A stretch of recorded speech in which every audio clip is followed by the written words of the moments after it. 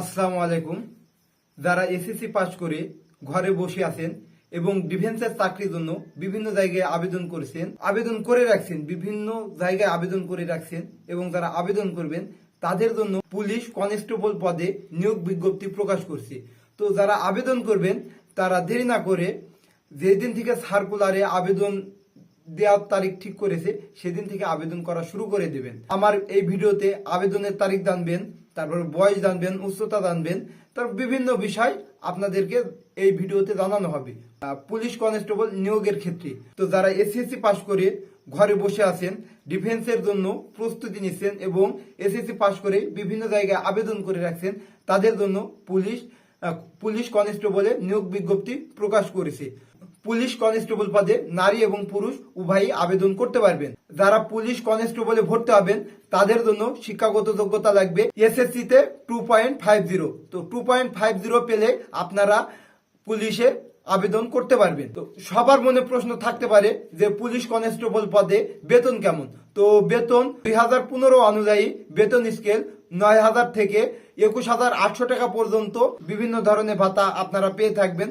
তো এই দিয়ে 9,000 টাকার সাথে বিভিন্ন ভাতা। পুলিশে কনস্টেবল পদে যারা ভর্তি হওয়ার স্বপ্ন দেখছেন তো তাদের বয়স কেমন লাগবে। আপনারা দেখছেন যে সার্কুলারে উল্লেখ করে দিয়েছে 18 মার্চ 2025 তারিখে 18 বছর হতে হবে, তবে আপনি আবেদন করতে পারবেন। বয়স জানার সুবিধার্থে আমি আপনাদেরকে বয়স উল্লেখ করে দিয়েছি যে এই বয়সের ভিতরে থাকলে আপনারা পুলিশে আবেদন করতে পারবেন। তো যাদের জন্ম তারিখ 18/3/2004 এবং 18/3/2007 তারাই পুলিশে আবেদন করতে পারবেন। আপনারা জানলেন শিক্ষাগত যোগ্যতা এবং বয়স, এইবার জানবেন আপনারা শারীরিক যোগ্যতা। ফার্স্ট, উচ্চতা। সাধারণ কোটার ক্ষেত্রে আপনাদের উচ্চতা লাগবে 5 ফুট 6 ইঞ্চি এবং যারা সাধারণ কোটা বাদে বিভিন্ন কোটা আছে এবং ক্ষুদ্র নিগোষ্ঠীদের ক্ষেত্রে তাদের লাগবে 5 ফুট 4 ইঞ্চি উচ্চতা পুরুষদের ক্ষেত্রে। এবং নারীদের উচ্চতা সাধারণ কোটার ক্ষেত্রে উচ্চতা লাগবে 5 ফুট 4 ইঞ্চি এবং সাধারণ কোটা বাদে বিভিন্ন কোটা আছে সেসব কোটা প্রার্থীদের উচ্চতা লাগবে 5 ফুট 2 ইঞ্চি। নারীদের ক্ষেত্রে বুকের মাপ নারী এবং পুরুষদের ক্ষেত্রে নারীদেরও যেমন বুকের মাপ লাগবে পুরুষদেরও তেমনই বুকের মাপ লাগবে, অর্থাৎ উভয়দেরই একই বুকের মাপ লাগবে। তো নারী সাধারণ কোটা এবং ক্ষুদ্র নিগোষ্ঠী কোটা পুরুষ এবং নারীদের ক্ষেত্রে স্বাভাবিক অবস্থায় 31 ইঞ্চি এবং স্ফীত অবস্থায় 33 ইঞ্চি হওয়া লাগবে বুকের মাপ। আর বিভিন্ন কোটা প্রার্থীদের ক্ষেত্রে অর্থাৎ বিভিন্ন কোটা প্রার্থীদের ক্ষেত্রে সাধারণ এবং ক্ষুদ্র নিগোষ্ঠী কোটা বাদে বিভিন্ন কোটা প্রার্থীদের বুকের মাপ স্বাভাবিক অবস্থায় 30 ইঞ্চি এবং স্ফীত অবস্থায় 31 ইঞ্চি হওয়া লাগবে। আপনারা এখানে ভেবে দেখুন যে সাধারণ কোটা এবং ক্ষুদ্র নিগোষ্ঠী কোটাদের কিভাবে বুকের মাপে বাড়িয়েছে এবং অন্যান্য কোটাদের দেখেন বুকের মাপ কতটুকু স্ফীত অবস্থায় তাদের বুকের মাপ দিয়েছে। অর্থাৎ দেখেন যে একদম সাধারণ কোটা ছেলেদেরকে কত জায়গায় যুদ্ধ করা লাগে, তারপরে সে বিভিন্ন জায়গায় যুদ্ধ করে তারপরে সে পুলিশ অর্থাৎ পুলিশ কনস্টেবলে টিকে। একজন কোটাধারী পুলিশ কনস্টেবল ভর্তির জন্য তাকে খুব কম জায়গায় যুদ্ধ করা লাগে, সে অনায়াসে খুব কম জায়গায় যুদ্ধ করে সে টিকে যায়। তো একজন সাধারণ কোটা ছেলেদেরকে অবশ্যই বলবো আপনারা দেখিয়ে দেন, আপনারা পুলিশ কনস্টেবলে দেখিয়ে দেন যে আমাদের সমস্ত যোগ্যতা অর্জন করে আমরা এই পুলিশ বাহিনীতে ভর্তি এবং একজন বীরঙ্গনা বা একজন বিভিন্ন সুযোগ সুবিধা নিয়ে যারা ভর্তি হয় তাদেরকে আপনারা দেখিয়ে দিবেন যে সাধারণ কোটা ছেলেরা।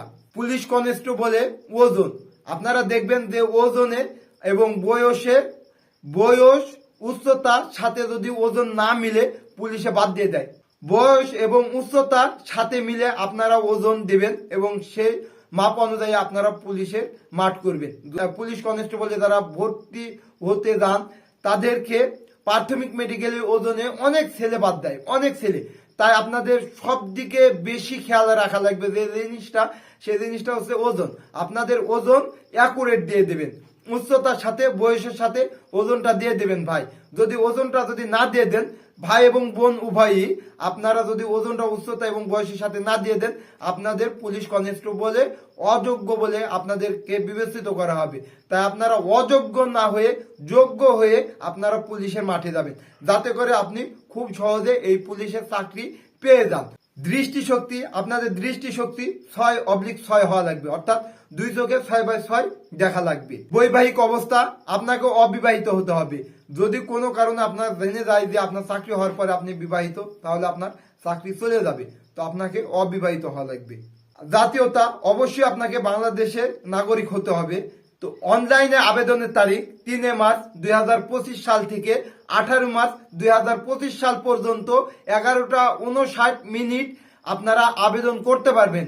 11টা 59 অর্থাৎ 12টা বেজে গেলে আপনারা কেউ আর আবেদন করতে পারবেন না, আপনাদেরও 12টা বেজে যাবে।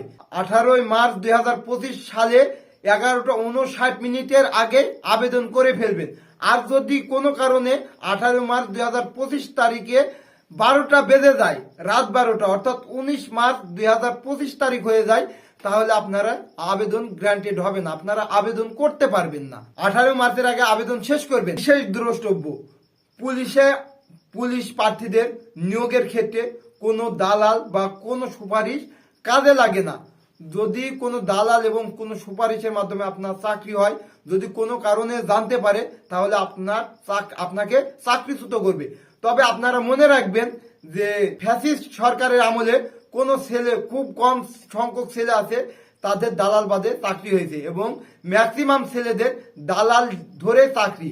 তো আপনারা জানেন যে একটা সরকার, অর্থাৎ মনে করেন যে আমি সরকার, আমি যদি 15 বছর 16 বছর বা 20 বছর একটা দেশের প্রধানমন্ত্রী থাকি, তো আমি যদি প্রধানমন্ত্রী থাকাকালে আমি যদি কোনো অন্যায়কে আশ্রয় দিই, সে অন্যায় কিন্তু আস্তে আস্তে, অর্থাৎ আপনারা জানেন ছোট ছোট বালুকণা, বিন্দু বিন্দু জল গড়ে তোলে মহাদেশ, সাগর অতল। ছোট ছোট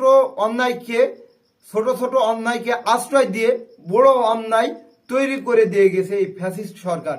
তো ফ্যাসিস্ট সরকারের আমলে আপনারা জানেন যে দালাল বাদে এবং কোনো ছেলে চাকরি হয়নি। আর আপনারা দেখেছেন যে বিভিন্ন জায়গায় ফ্যাসিস্ট সরকারের আমলে যারা অফিসাররা ছিল, তারা কিন্তু অত্যন্ত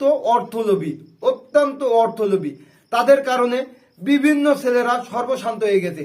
তো এই জন্য এখন যে সরকার আছে আলহামদুলিল্লাহ, এবং যারা সরকার আইবে তারাও আলহামদুলিল্লাহ, তারা আমরা চাবো যে বাংলাদেশ থেকে এই যে ফ্যাসিস্ট সরকারের আমলে ছোট ছোট অন্যায়গুলোকে আশ্রয় দিয়ে বড় অন্যায় তৈরি করেছে, এই জন্য বড় অন্যায় না তৈরি করতে পারে, যেন কোনো সরকারই এই বড় অন্যায় না তৈরি করতে পারে, সেদিকে আপনারা যারা আছেন তারা অবশ্যই খেয়াল রাখবেন।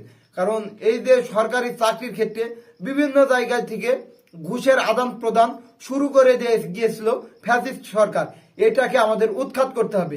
আপনাদেরকে বলি, এই ভিডিওটা একটু লম্বা করছি, আপনারা দেখেন যে একদম ঢাকা শহরের ছেলে, একদম ঢাকা শহরে যারা লেখাপড়া করতে যায় গ্রাম অঞ্চল থেকে, তারা কি কষ্টে লেখাপড়া করে, যদি আমার নিজের চোখে না দেখতাম তাহলে বুঝতাম না।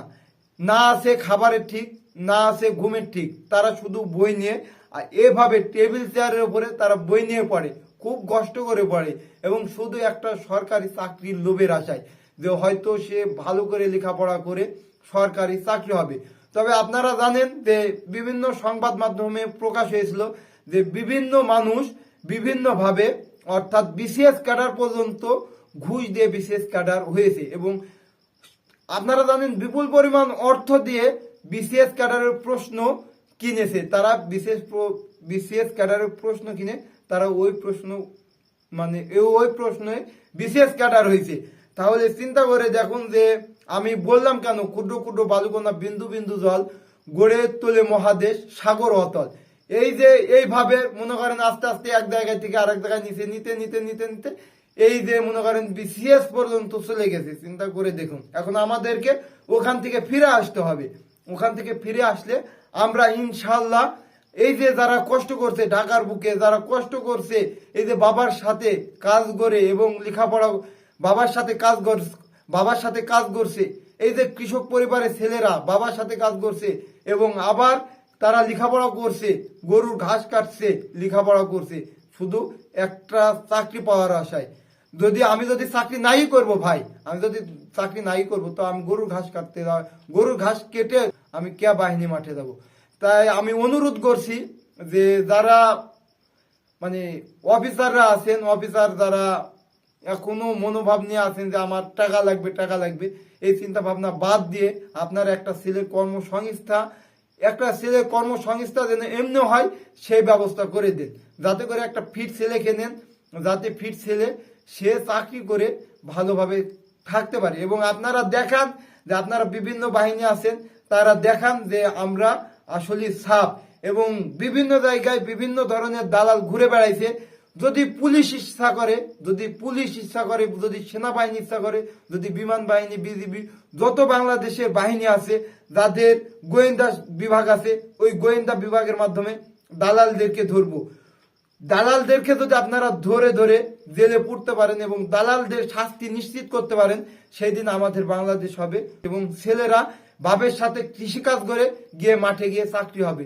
কিছু জেলায় আছে 127 টাকায়ও চাকরি হয়েছে, 127 টাকা বা 130 টাকা যাই বলে না কিসের জন্য 300 টাকার ভিতরে চাকরি হয়েছে। তো কেন এই 300 টাকা বলছে? কারণ আবেদন ফি, যত টাকা আবেদন ফি কাটছে ওই টাকাতে তার চাকরি হয়েছে, এইটা দেখাইছে। তার মানে কি যে ও হয়েছে ওইখানে যাইতে ভাড়া লাগেনি, এটা না, কিন্তু জাস্ট ফি কাইটে যে টাকায় ফি কাটছে ওই টাকাতে ওই চাকরি হয়েছে। তাছাড়া যাতায়াত ভাড়া, হাবিজাবি ভাড়া এটা আপনার লাগবে ভাই, এটা তো পুলিশ দিয়ে দেবে না, এই টাকাটা আপনার লাগবে। কিন্তু পুলিশে যখন চাকরি হয়ে যাবে তখন পুলিশ বা বাংলাদেশ সরকার আপনাকে বেতন দেবে। তো তাই বলছি ভাই, যে যারা দালাল ধরার চিন্তা ভাবনা করছেন তারা ওখান থেকে সরে আসুন। এবং যারা চিন্তা ভাবনা করছেন যে আমাদের এমনি চাকরি হবে, তারা অবশ্যই ফিট হয়ে যান এবং পুলিশ বাহিনীতেও ফিট হয়ে যান, সেনাবাহিনীতেও ফিট হয়ে যান, বিভিন্ন বাহিনী আছে সেই বাহিনীগুলাতে ফিট হয়ে যান। চাকরি আপনার জন্য অপেক্ষা করছে, ফ্রিতে চাকরি আপনার জন্য অপেক্ষা করছে। তো আপনারা যারা আছেন ফিট হয়ে যাবেন এবং অল্প কিছু সংখ্যক পুলিশে সারা বাংলাদেশ থেকে লোক নেবে। আমি দোয়া করি এই অল্প কিছু সংখ্যক ছেলেদের যেন ফ্রি চাকরি হয়, যেন কোনো মায়ের বা কোনো বাবার পকেট থেকে 1 টাকা খরচ যেন না হয়। আমি এই দোয়াই করি এবং আপনারা যারা আছেন তারা ইনশাল্লাহ আল্লাহর রহমতে পুলিশ বাহিনীতে টিকবেন এবং নিজের যোগ্যতায় টিকবেন এবং নিজের যোগ্যতায় চাকরি হবে।